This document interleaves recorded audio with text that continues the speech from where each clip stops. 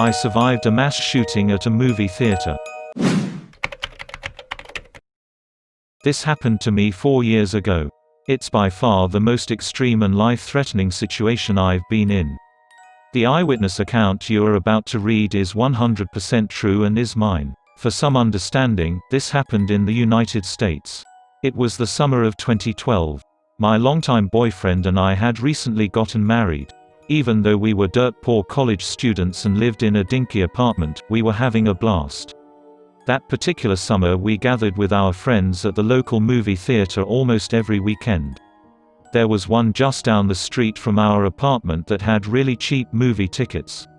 A night out that was under $10 was certainly within our budget. Anyway, one Thursday night I received a call from this group of friends inviting us to watch the midnight premiere of the newest Batman movie. I had just finished working a 12-hour shift and was pretty tired. I almost refused the invitation and thought of crashing in my apartment instead. However, I didn't want to miss out on the fun, and it was a movie I'd wanted to see for a while anyway. Certainly, it wouldn't do any harm to stay up later than usual and miss a few hours of sleep, right? At 10:30 p.m. we met at the theater. We passed large cardboard cutouts of Catwoman and Batman as we walked inside, greeted by the smell of buttery popcorn and the chatter of excited movie-goers. The ticket booth was to the right of the entrance, and just above that was an electronic list of movies being played. The 12 a.m. showing of The Dark Knight Rises was displayed up there in bright red letters. Being paranoid that the tickets would sell out quickly, one of my friends swung by earlier that day and purchased tickets for all of us. We bypassed the ticket line and went straight to the ticket taker. She smiled at us and kindly directed us to Theater 9, which was on the right side of the lobby. If only I had known what I do now. That among the crowds a killer was lurking. That as I walked across that tacky red and purple carpet towards Theater 9, I could have been walking to my death. I think about it often now, what I would have done had I known. Pulled the fire alarm, called the police, screamed for people to run away. But, of course, I had no way of knowing what was about to happen. Oblivious to the peril I was putting myself in, I pushed open the doors for Theater 9 without giving it a second thought. The hallway in this theater was shaped like a U and you could go either right or left. Theater 9 was the largest screening room in the building, perfect for accommodating the crowds that midnight premieres brought in. The screen was motionless and gray, not even the previews had started yet because there was still a good hour and a half to go until the movie actually started. We entered on the right side, so all of the seats were to our left. I remember being surprised at just how packed the theater already was. Just about every seat was filled, much to our dismay. At first it seemed like we wouldn't find a spot to sit together. Now, the way this theater was set up, there was a section of seats right in front of the screen. This area was flat, and there were about 5 rows of seating in this section. A lot of seats in that section were empty, but sitting right in front of the movie screen sucks and none of us wanted to sit there. One of my friends then spotted a row with 5 empty seats all next to each other, perfect for the amount of people we had. These seats were about 3 to 4 rows up from where the seating rows start to elevate. We ran up the stairs before someone could take the seats and filed in. My husband, Brock, sat in the 5th seat. I sat next to him, and my friend Samantha sat next to me on my right side. Her boyfriend, Tommy, sat next to her, and another friend named Leo sat in the aisle seat. We spent the next several minutes casually chatting, joking around, and laughing. After a while, my 3 friends went to the lobby to buy drinks and that addicting movie theater popcorn. While they were gone, Brock and I passed the time by people watching. The theater was bright since the lights weren't dimmed yet, and I could see everyone clearly. There were a lot of people dressed in Batman t-shirts and hoodies. One person even had a mask and one of those shirts with an attached cape. There were a lot of kids in attendance as well, which wasn't surprising because, even though it was a Thursday night, it was summer vacation, so that meant no school the next day. Of all the people I saw, the person I will never forget was the little girl sitting in our same row a few chairs away. She was really cute, blonde with blue eyes, and passed us several times on her way to the lobby, each time coming back with various snacks and popcorn. Overall, people seemed very excited to see the movie, and the room was filled with energy and laughter. After what seemed like an eternity of waiting, the lights started to dim, and the previews began. Just like every movie I've seen before, a quick animation flashed across the screen reminding us to get refreshments from the lobby. We were already devouring that popcorn like ravenous animals, to silence our cell phones, and to make sure we know where the emergency exits are. The animation had this ugly CGI cat in a tuxedo that was sitting in a movie theater. I casually glanced at the bright green emergency exit signs that were on the left and right sides of the movie screen. I didn't think much of the reminder, like usual. After that, I only remember one preview for The Man of Steel, the others I'm not sure what they were about. When the movie started, the theater erupted into cheering and clapping. The title of the movie, The Dark Knight Rises, exploded onto the screen. This was followed by the scene where Bane is hijacking a plane. I thought this scene was pretty cool and it caught my interest right away. Only when the movie started to get a little less interesting did I remember just how tired I was.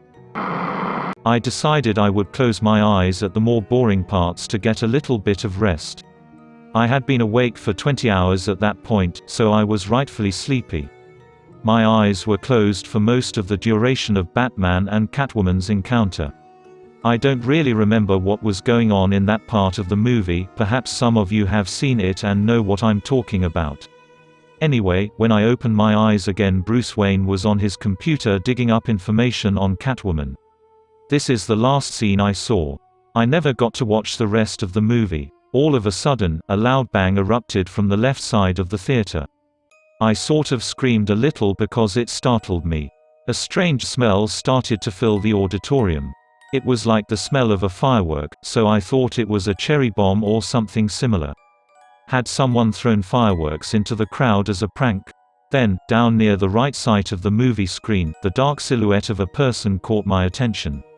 They were just a black frame against the bright movie screen. A series of flashing lights was coming from this person.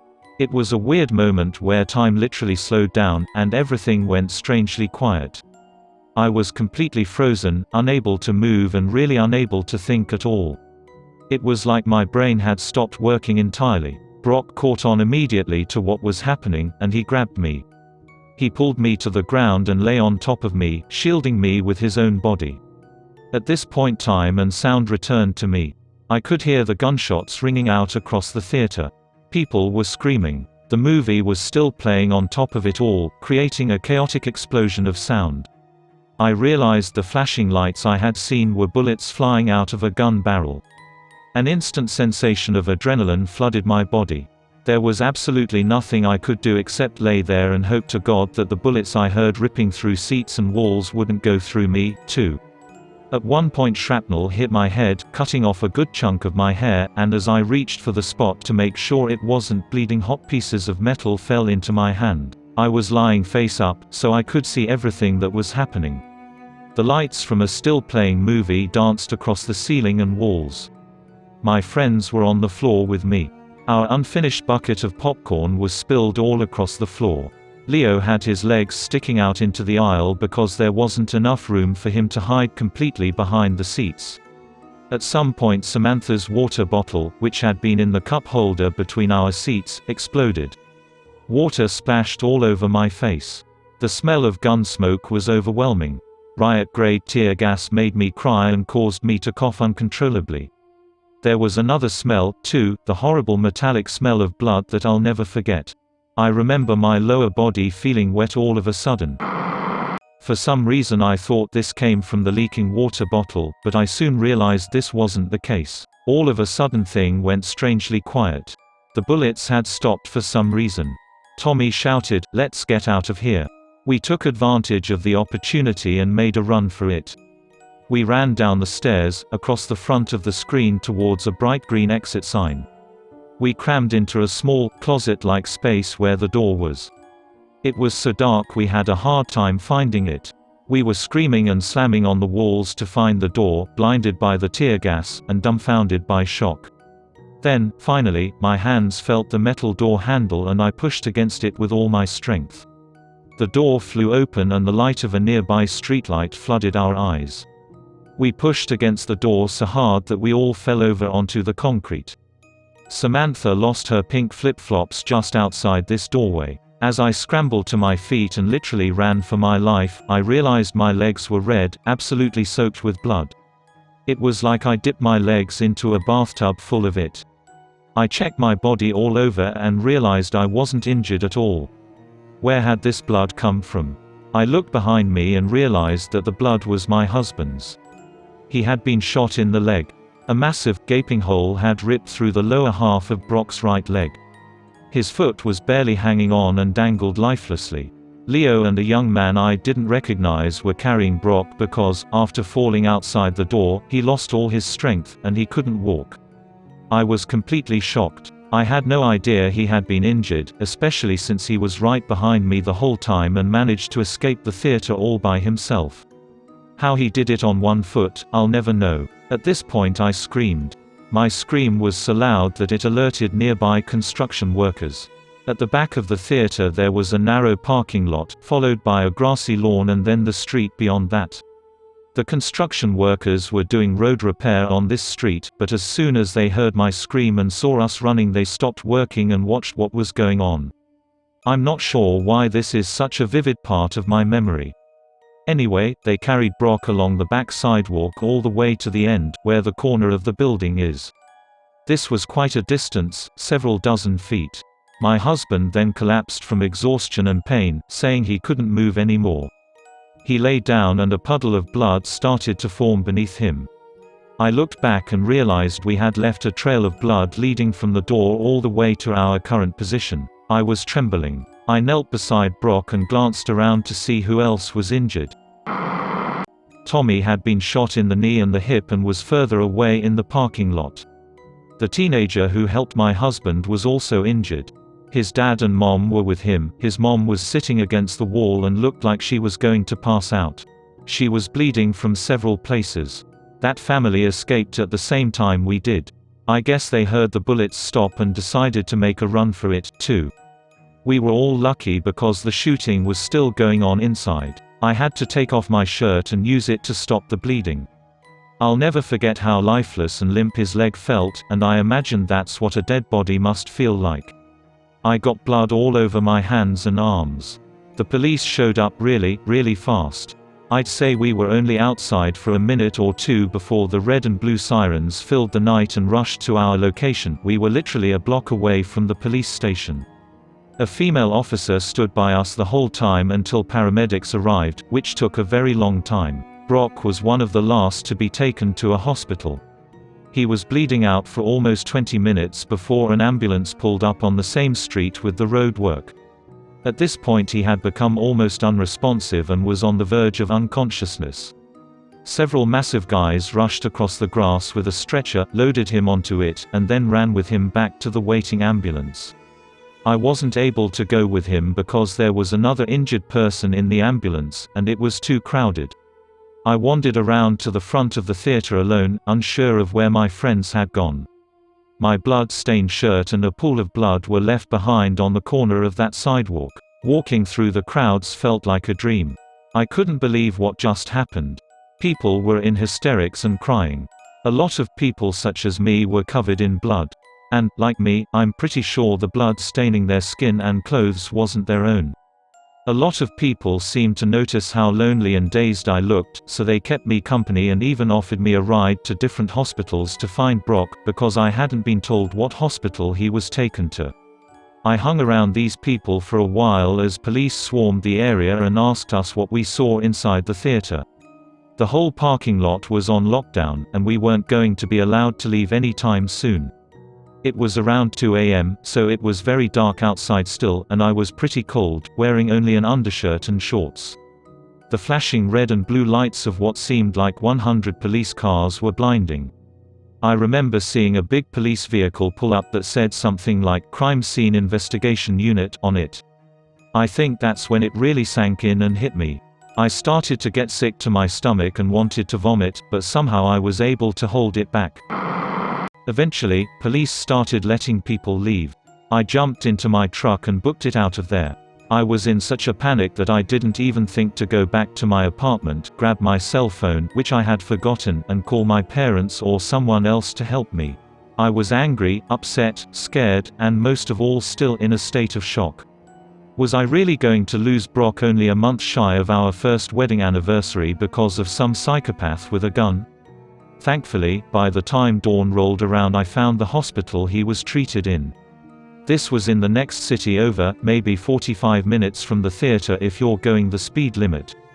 I was so happy to be there, and the hospital staff were all so welcoming and understanding. After making sure I wasn't injured as well, they let me wait in the ICU room that Brock would be placed in when he was done recovering from surgery. I was so glad he was alive.